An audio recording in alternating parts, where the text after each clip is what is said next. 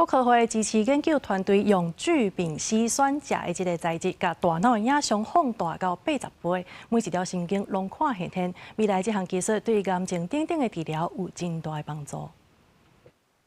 你可以看到下面那个亮点就是原本的果蝇脑大小，然后呢，借由这个超疏水性的这个材质的时候，你可以看一下同一颗可以把它放大成这么大。就是这个高去水性高分子组合物聚丙烯酸钾更加，伊的材质和红眼仔流珠仔同款，会去水会膨大。科学家就甲大脑的组织浸伫这更加内底，大脑就亲像鸡龟仔同款，上大会膨大80倍，互科学家甲每一条的脑神经、脑结构看甲清清楚楚。我们光学很多的物理家、化学家，经过了100-200年来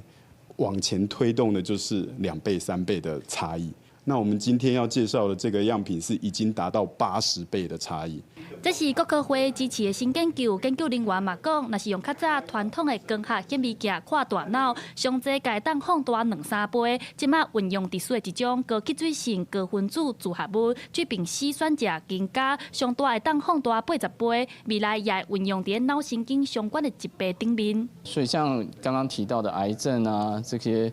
神经相关疾病、神经退化疾病，这大概都是有可能可以做到的部分。若是大脑神经这项技术，嘛当运用伫咧身躯的每一个部位，对癌症的治疗有大大的帮助。国科会表示，目前已经试验过智脑、鸟齿脑的器官标本，效果拢袂歹。未来也会进一步和医界合作，用科学来帮助医学有进一步的发展空间。记者陈亚轩、谢桂玲台北报道。